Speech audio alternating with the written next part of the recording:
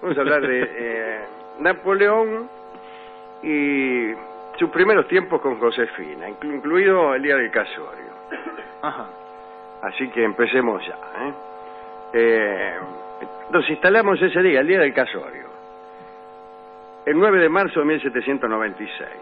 Había 6 personas dormitando en un salón del Ayuntamiento de París, en la calle Nantuan, que eran Josefina Beauharnais, la criolla que se iba a casar con Napoleón, Calmelé, un jurista, Lemort, que era una ayuda de campo de Napoleón, Barras, que era el que le había presentado a Josefina a Napoleón, era el antiguo amante de Josefina, pero él se la había entregado a Napoleón, por decirlo así.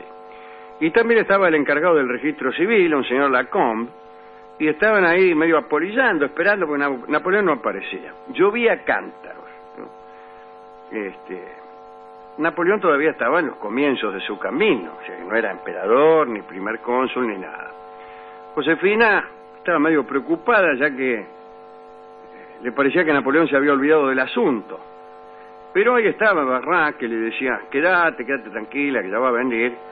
Y unas horas más tarde, todos estaban ya durmiendo redondamente, se abrió la puerta y entró Napoleón.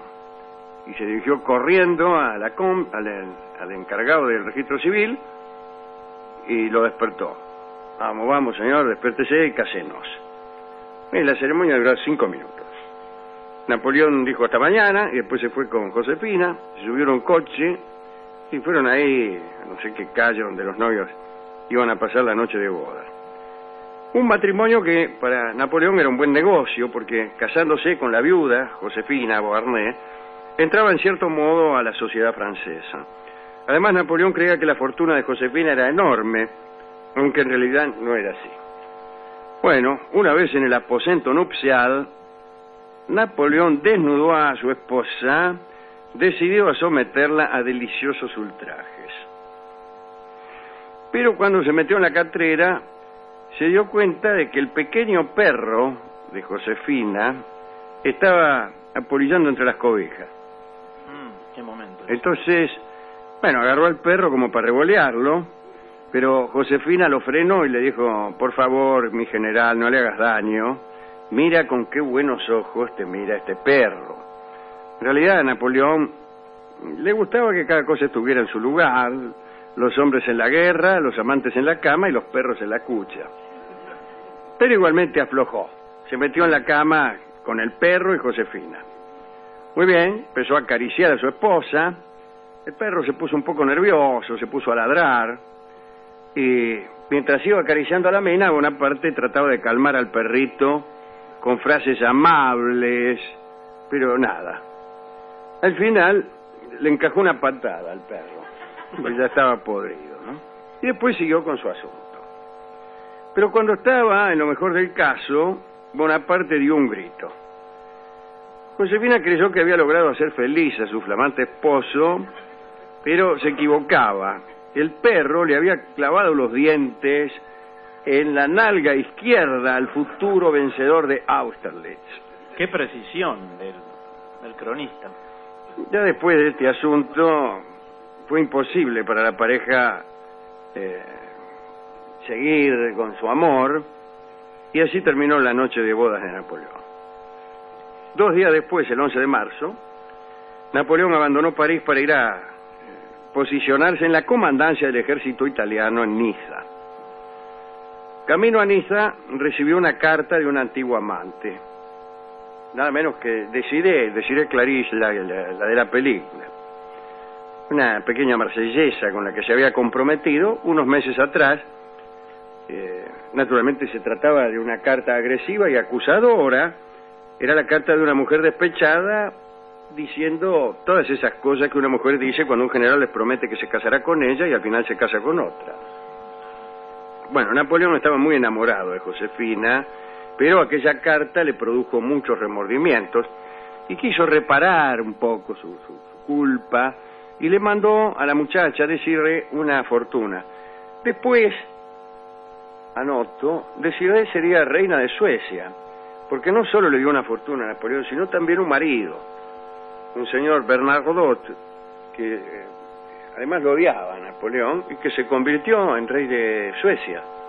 En rey de Suecia, estableciendo una nueva dinastía, que es la dinastía que hoy gobierna Suecia. Era un general francés el que la inició. Bueno, el verdadero amor de Napoleón era su mujer, al menos en aquel momento.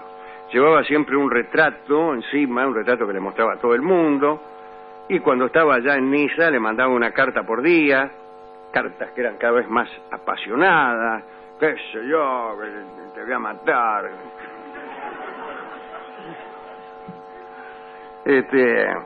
Muy bien. Cuando recibía la correspondencia de su esposo, Josefina se reía, y mientras Napoleón la deseaba a la distancia, ella en realidad otorgaba los beneficios de sus encantos a todos los jóvenes que sabían pedírselo cortésmente. O sea que cualquier colectivo la dejaba en las inmediaciones. No es que no lo quisiera, no es que no tiene nada que ver con eso. Lo quería, pero bueno. A principios de abril de 1796, Bonaparte entró en Italia y preparó su plan de ataque contra los austríacos. Había logrado reunir un ejército no muy numeroso, de hombres harapientos, no tenía muchos recursos. Pero la tarea de formar un ejército, los problemas logísticos, no le sacaban del marote la única cosa que le preocupaba realmente, su mujer. Tallaba su nombre en los troncos de los árboles, por las noches se encerraba, y los soldados creían que preparaba un plan de batalla, pero la verdad es que pensaba en su mujer. Y además lo atormentaban los celos. Le escribió, por ejemplo, una carta a Josefina acusándola de tener un amante de 19 años. Bonaparte había inventado este amante para justificar una carta de celos, pero no imaginaba que la realidad superaba en mucho lo que él inventaba. Napoleón se sentía forzado a terminar la guerra cuanto antes para poder ver a su mujer. Así que atacó a los austríacos con una energía que los dejó estupefactos.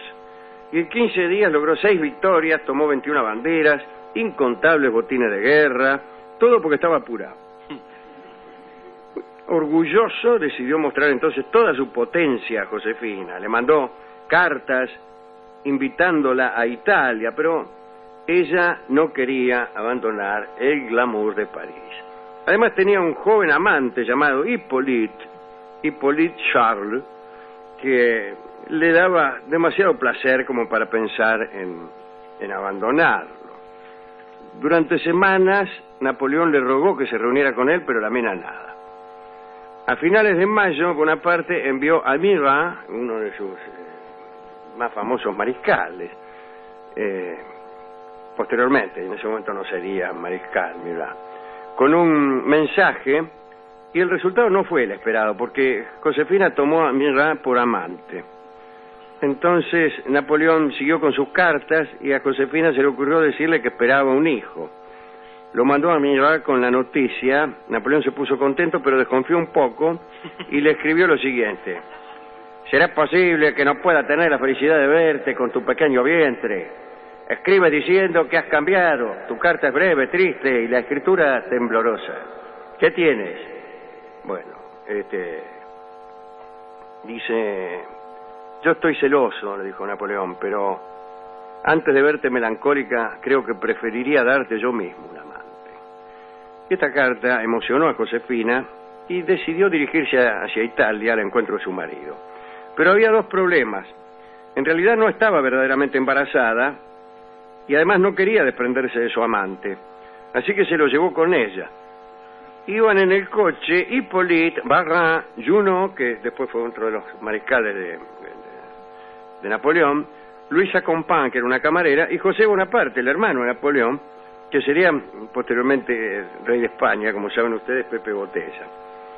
Ya desde la primera noche esta expedición tomó para Josefina y su amante el aspecto de un viaje de novios, y despreocupándose de la presencia de su cuñado, en cada parada se precipitaban a la habitación más cercana y ahí dele que dele toda la noche.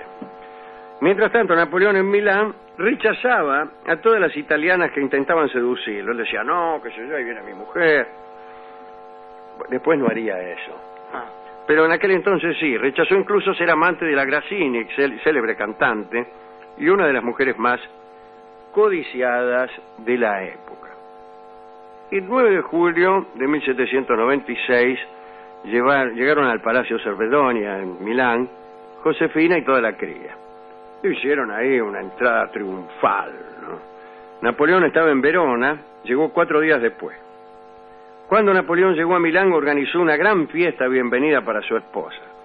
Pero antes de que la fiesta terminara, arrastró a su mujer a las habitaciones porque estaba como loco el tipo, imagínense, mucha guerra, qué sé yo. Unas horas después Napoleón debió dejar Milán y partió hacia el asedio de Mantova. Inmediatamente Josefina se lo trajo a Hippolyte y le ofreció un empleo en el ejército. Era un empleo donde se podían realizar algunas actividades relacionadas con el tráfico, actividades que a veces permitían a los oficiales hacer alguna fortuna, algo así como el tipo que está a cargo de las licitaciones. Imagínense. Bueno, Hippolyte, agradecido, ni bien comenzó a hacer fortuna, llenó de regalos a Josefina, tipo, era un tramposo, tiraba coima, qué sé yo, bueno, afanaba cosas. Y empezó a regalarle cosas a Josefina y ella escondía los regalos que le hacía su amante. Meses después volvió Napoleón y, olvidando todo protocolo, fue redondamente a la habitación de su mujer. Imagínese, meses sitiando Mantova. Llegó a la habitación de Josefina, abrió la puerta, ya medio el tipo tirando las pilchas, y la mina no estaba. Y el mayordomo vino y dijo: mire, señor, bueno, le informó que Hippolyte servía de intermediario entre los comisarios del directorio y los proveedores del ejército. Le informó además que con el apoyo de Josefina traficaba con víveres y dirigía hacia Josefina los tesoros apropiados en las ciudades atacadas. O sea, el mayordomo le batió como era el curro de este muchacho Hippolyte. Y también le mostró dónde se escondían los afanos de Hippolyte, y además le dijo que Josefina se había ido con el tipo rumbo a Génova, o sea que le batió todo de un saque, todo de un saque. Napoleón dijo: esto me huele mal. Y lo que hizo fue mandar a arrestar al mayordomo por bocón, primero, ¿no?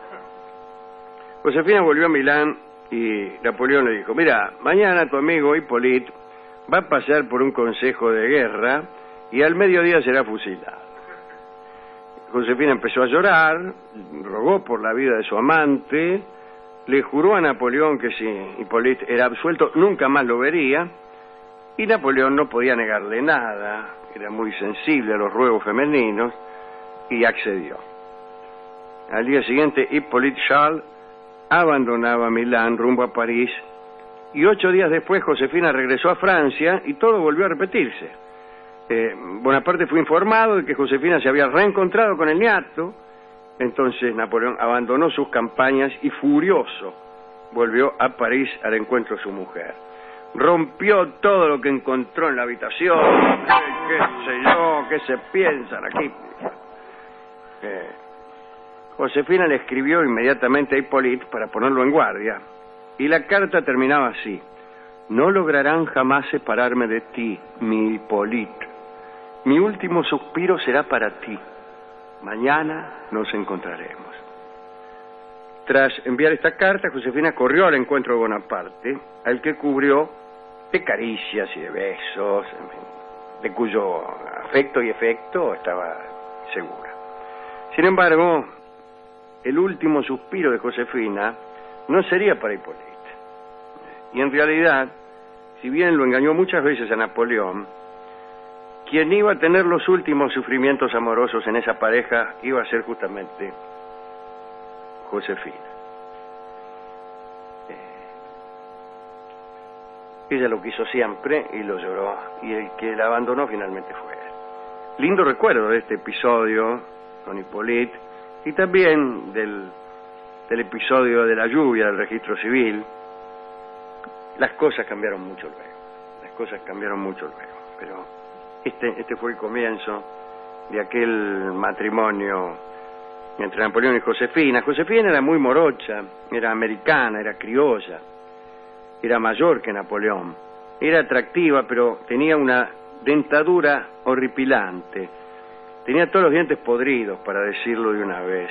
Era el gran lunar de su belleza, sus dientes, unos dientes abominables. Napoleón la quiso mucho, pero también quiso a otras mujeres. En esa primera época le tocaba reír a ella, y entonces a ella vamos a dedicarle nuestro tanguito. Desde luego fuimos primeramente a la discoteca, a ver si el discotecario tenía algo relacionado con Josefina Beauharnais, y él me dijo que en realidad él era casado y los primeros tiempos con la mujer, ya desde el primer día él le hizo saber que él era una persona de mucho carácter y que no iba a tolerar nada. Bueno, ¿qué tiene que ver? Estamos pero buscando él, una música para él. que vieran la diferencia de procedimientos. Yo el primer día le dije a mi mujer, mismo antes de pasar a la cámara nupcial, me dijo el tipo. ¿A la cámara nupcial? Sí. Bueno, sí, está bien. Dijo el discotecario. Yo le digo a mi mujer, le digo, guarda que yo tengo un carácter, y ahí me metí en la cama, dice el tipo. Y desde entonces... Igual le puede aparecer un Hipólito tranquilamente. Sí, con no importa. carácter, Igual a sin quién le carácter. importa lo que le pueda pasar al discotecario. Ni a él. Bueno, ¿Le el caso... terminó dando algo o no le dio nada de música? No me dio nada, pero yo me encontré un disco de Nelly Omar, en donde hay una canción que evidentemente está dedicada a la criolla, a Josefina, Ah, no sabía eso. y se llama Criollita de mis amores. Ah, seguro que es para Josefina eso, ¿no? Pero seguro, ¿y para quién si no? Sí. Incluso creo que Napoleón escribía en los troncos de los árboles de Niza eso, Criollita de mis amores. Qué raro, Qué qué raro. Me suena raro, pero... Suena un poco raro ahora que Hipólito no hay también. ni un solo oyente que capaz de creer esto que acabo de decir. Pero ninguno capaz de negarlo Sí, tampoco. pero sin embargo yo escucho la radio y todo el día pasa eso. Bien. Vamos a escuchar entonces a Nelly Omar en Criollita de mis amores, una canción criolla muy linda.